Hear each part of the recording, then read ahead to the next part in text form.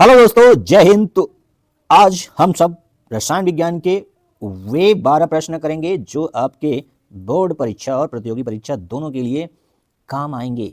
क्या आएंगे? काम आएंगे। लेकिन एक मेरे दिमाग में एक सुक्ति चल रहा है, क्या कुछ काम करो जग में रह के कुछ नाम करो। तो आप किस फील्ड में नाम करना चाह रहे हैं आपके दिमाग में होगा। तो चलिए इसी शब्दों के साथ 12 क्वेश्चन को लेते हैं, स्टार्ट करते हैं। चलिए, तो देख रहे हैं ये 12 बहुविकल्पी प्रश्न है जो हर एक प्रश्न कितने नंबर का है? 1 नंबर का। तो 12 प्रश्न 12 नंबर का। स्टार्ट करें? तैयार हैं? और आप ये जो क्वेश्चन पेपर आज का है वो मॉडरेट लेवल है, यानी औसत दर्जे का है, औसत लेवल का। न तो बहुत हार्ड है न बहुत ईजी है, ठीक है? न ईजी है न हार्ड है, यानी डिफिकल्ट नहीं है। तो क्या है? ये मॉडरेट है। तो देखिए आप कितना इसमें पारंगत हैं। पहला क्वेश्चन, स्टेनस नहीं, स्टैनिक है और स्टेनस दोनों युग्म के लिए।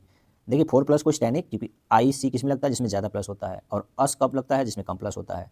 तो टीन का दोनों युग्म है 4 प्लस 2 प्लस, युग्म के लिए मानक इलेक्ट्रोड विभव प्लस 0.15 वोल्ट है, और क्रोमियम 3 प्लस और सी आर युग्म के लिए यह माइनस 0.74 वोल्ट है।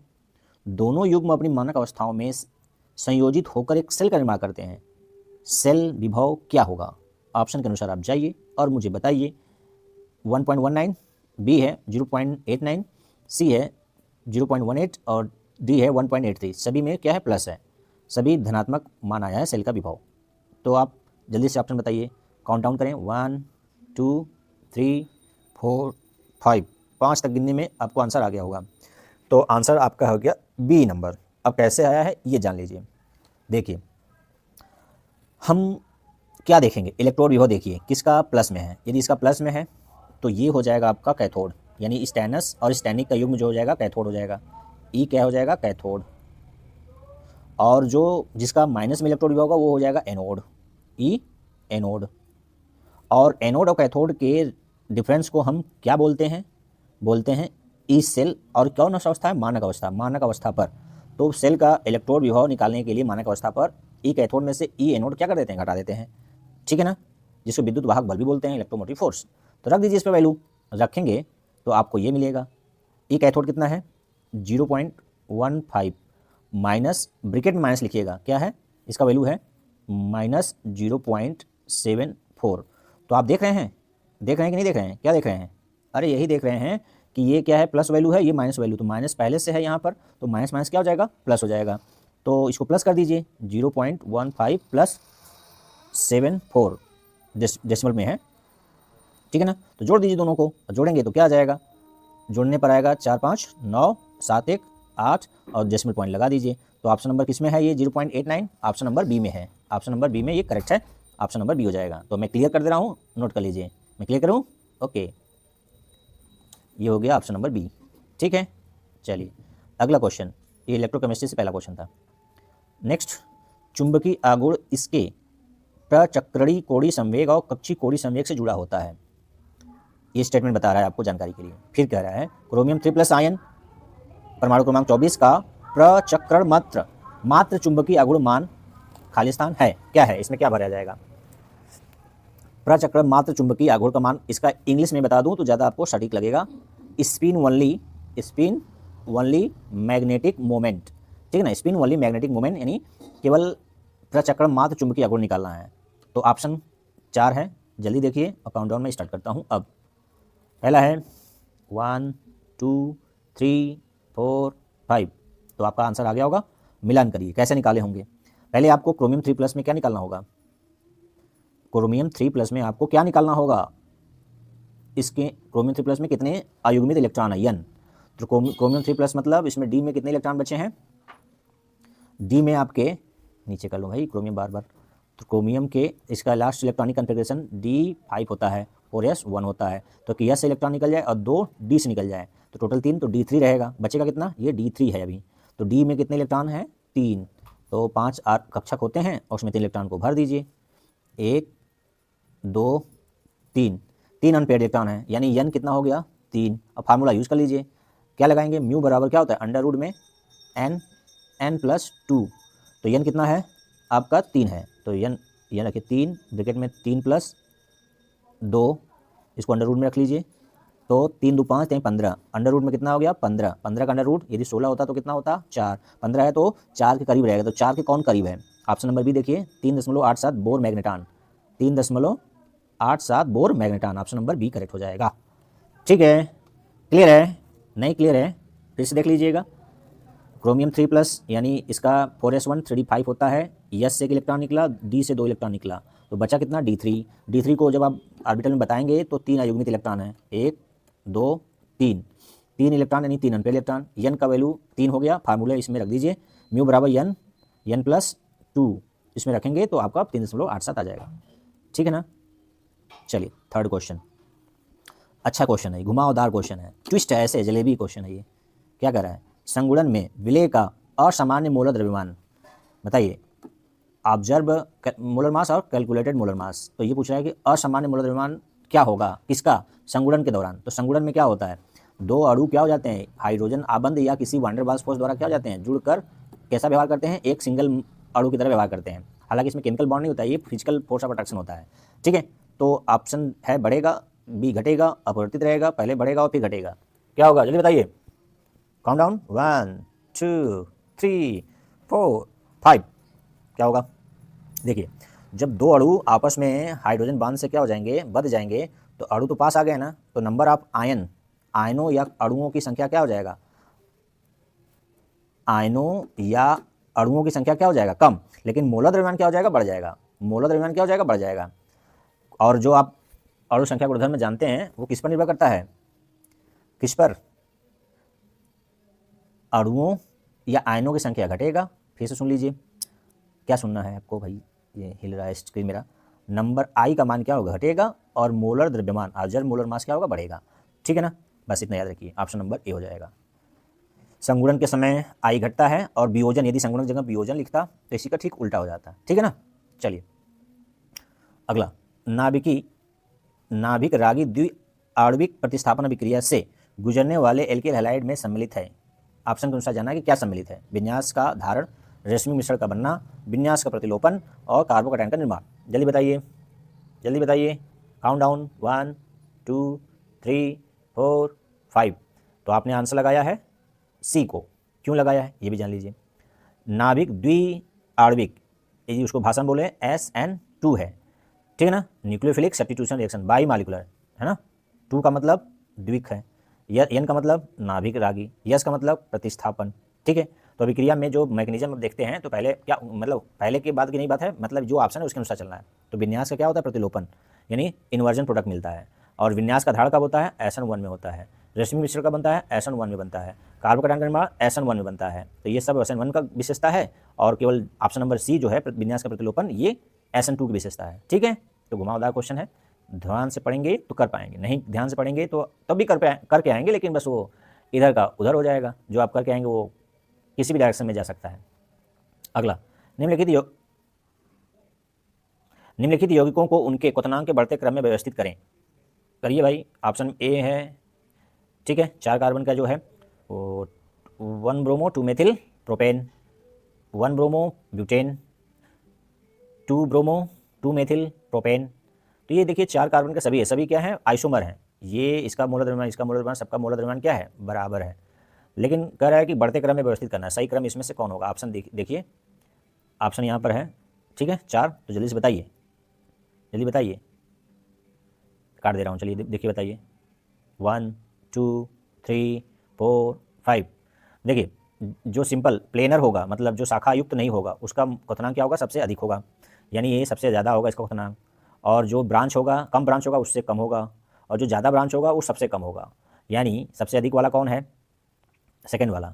तो बढ़ते क्रम में सबसे कम किसका होगा, तीसरे का। तीसरा कहाँ पर है, पहले ये है तीसरा, सी में देखिए, तीसरा सबसे कम, उसके बाद फिर पहला होगा, फिर उसके बाद दूसरा, यानी दूसरे का क्वथनांक सबसे अधिक होगा। क्यों होगा, इसका कारण क्या है, जो लीनियर स्ट्रक्चर होगा, लाइन ऐसे बनाएगा जिसमें शाखाएं कम होगी, उसका क्वथनांक ज़्यादा होगा। क्यों ज़्यादा होगा, वान डेर वाल्स बल उसमें क्या होगा, 2 अणु होंगे तो उनके बीच वान डेर वाल्स क्या होता है, ज़्यादा होता है। और शाखा बढ़ने के साथ, इनके बीच शाखा बढ़ने के साथ वान डेर वाल्स बल घट जाता है, इसलिए क्वथनांक भी घट जाएगा। ठीक है, छठा क्वेश्चन, वेरी इंपॉर्टेंट क्वेश्चन आ रहा है, आप सब देख रहे हैं ना।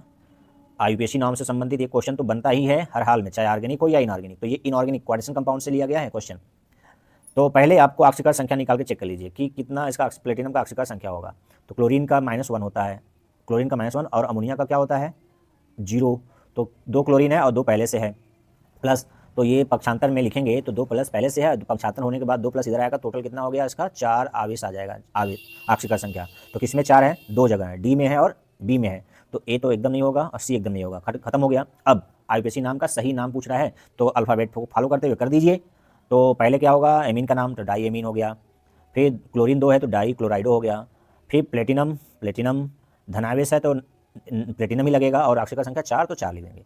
बस अंतर यहाँ पर क्या, डी वाले में क्या गलत है, यहाँ पर देखिए प्लेटिनेट लिखा है, क्या लिखा है प्लेटिनेट। और नेट कब होता है, जब ये इस पर ऋण आवेश होता है, यौगिक पर धन आवेश होने पर कोई बदलाव नहीं होता, लेकिन ऋण आवेश होने पर यहाँ पर ATE लग जाता है। तो यहाँ पर तो 8+ है, इसलिए सिंपल बी वाला हो जाएगा, ठीक है ना, क्लियर है।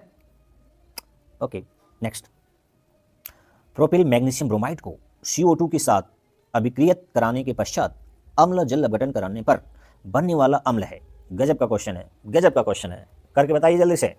Propyl magnesium chloride, propyl 3 carbon है, मैग्नीशियम ब्रोमाइड है, इसको क्या कराना है CO2 के साथ कराएंगे, तो उसके बाद क्या कराना है, जल अपघटन कराना है। तो क्या बनेगा जल्दी बताइए, ग्रिग्नार्ड के साथ CO2 ले जा रहे हैं, ऑप्शन बताइए जल्दी से, मैं काउंट डाउन कर रहा हूँ 1 2 3 4 5। जल्दी गिन दिया क्या, अरे सर रुकिए, रुक तो गए, चलिए बताइए, अब बताइए। हाँ एकदम सही पकड़ लिए, ए नंबर। क्यों, ये देखिए 3 कार्बन है तो 3 कार्बन यहाँ भी है, जो चौथा कार्बन है ये कहाँ से आ गया, कार्बन डाइऑक्साइड से आ गया, और एक इसमें बदल जाता है, कार्बोक्सिलिक एसिड में बदल जाता है, ठीक है ना। पहले युगात्मक अभिक्रिया बनता है, युगात्मक उत्पाद देता है, और इसका अम्लीय जल अपघटन कराएंगे ना तो कार्बोक्सिलिक एसिड में जाकर रुकेगा, ठीक है ना, समझ में आ गया। चलिए नेक्स्ट, इंपॉर्टेंट फिर से रिएक्शन नहीं है ये, क्वेश्चन कंसेप्ट वाला है। अम्लीय केमनोफोर सल्फाइड को ऑक्सीकृत कर देता है। केमनोफोर ऑक्सीकारक है, करेगा ही, किसको, सल्फाइड को, किसमें ऑक्सीकृत कर देता है, ऑप्शन के अनुसार जाना है। ए में दिया है H2O3 2-, H2O8 2-, SO2 में, SO4 2- में, किसमें ऑक्सीकृत कर देता है भैया, सल्फाइड को। सल्फाइड का मतलब SO3 2-। तो पहले बताइए SO3 में सल्फर का ऑक्सीकरण संख्या कितना है, तो यहाँ पर इसका है 2 3 6, 2 निकल गया, 4+ में है, तो 4 से बदलेगा 6 में बदलेगा, ये 4 से किस में बदलेगा, 6 में। तो जिसमें इच्छा ऑक्सीकरण अवस्था सल्फर का हो उसमें बदल देगा। तो इस सब में निकाल के चेक करिए, तो इनमें सल्फर डाइऑक्साइड में +4 ही रहेगा, सल्फेट में केवल इकलौता है सल्फेट जिसमें सल्फर का ऑक्सीकरण संख्या कितना है, +6 हो जाएगा। सल्फाइड में क्या होता है +4, और सल्फेट में क्या हो जाएगा, +6 हो जाएगा। तो ये इसको इसमें कौन कर देता है, अम्लीय माध्यम में केमनोफोर कर देता है। समझ में आ गया, तो सल्फेट आंसर करेक्ट हो जाएगा, ठीक है। और आप बताइएगा कि इन सब में सल्फर का, दूसरे में तो बता दिया कि ये इसमें 4 है तो चेंज नहीं आया, इसमें भी क्या हो जाएगा, 2 3 6, 2 निकल जाएगा, +3 है, ठीक है। लेकिन इसमें कितना है सल्फर का ऑक्सीकरण संख्या, ये स्ट्रक्चर बेस्ड है, संरचना बस इसको संरचना बनाइएगा, फिर सल्फर का ऑक्सीकरण संख्या निकालिएगा, क्योंकि इसमें मुझे लग रहा है कि पेरोक्साइड प्रभाव भी है, सॉरी पेरोक्साइड प्रभाव नहीं, पेरोक्साइड ऑक्सीजन भी है। चलिए 9वां क्वेश्चन, 9th क्वेश्चन में है, निम्नलिखित में अम्ल सामर्थ्य का सही क्रम कौन सा है, अम्लीय गुण का सबसे सही क्रम कौन सा है, ऑप्शन के अनुसार जाना है। क्या क्या दिया है ऑप्शन में, फिनॉल है, पानी है, एल्कोहल है, फिनॉल है, एल्कोहल है, पानी है, एल्कोहल है, फिनॉल है, पानी है, पानी, फिनॉल, एल्कोहल। तो जल्दी बताइए सबसे प्रबल तीनों में कौन है, तो फिनॉल सबसे अधिक अम्लीय है, उसके बाद पानी है, उसके बाद एल्कोहल है, मतलब ए वाला करेक्ट हो जाएगा। फिनॉल, एल्कोहल और पानी दोनों से अम्लीय है, ये सत्य है। और एल्कोहल और पानी में कौन ज़्यादा अम्लीय है, पानी। तो डाउट होता है, सर रुकिए, पानी तो उदासीन होता है, हाँ भैया पानी उदासीन होता है, लेकिन एल्कोहल से ज़्यादा अम्लीय है, बस इतना याद रखना है। क्यों है, क्योंकि इसमें कोई प्लस आई इफेक्ट नहीं है, जबकि एल्कोहल में +R इफेक्ट प्लस धनात्मक